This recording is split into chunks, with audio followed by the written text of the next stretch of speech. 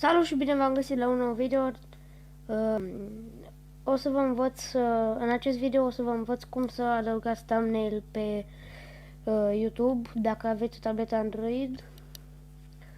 Acum intrați pe Google Chrome și scrieți youtube.com.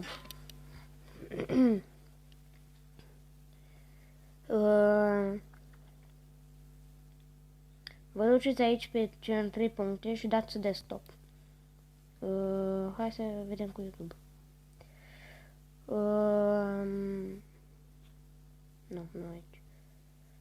Desktop, Chrome. Și acum e ca și cum aș fi pe calculator.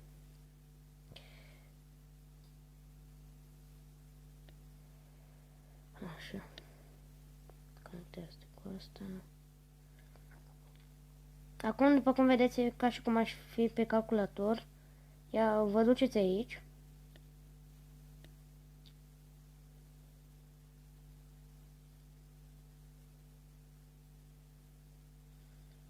Și după cum vedeți, aici puteți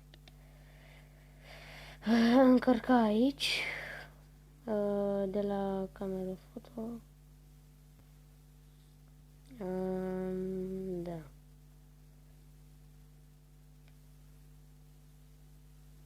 Mă rog. Selectează fișierele pentru încărcare. Stați așa. Am revenit. Vă duceți aici la documente.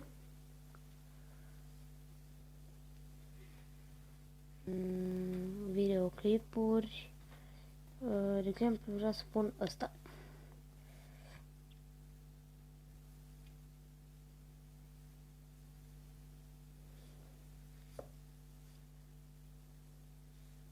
Îi punem un nume.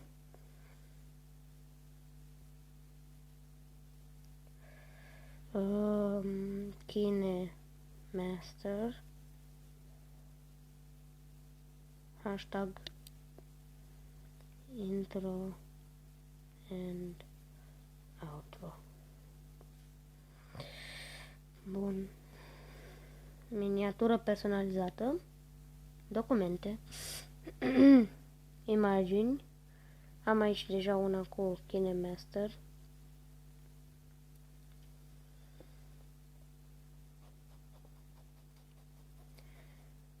Acum îi voi da publică și când se va termina de încărcat, îl va publica direct.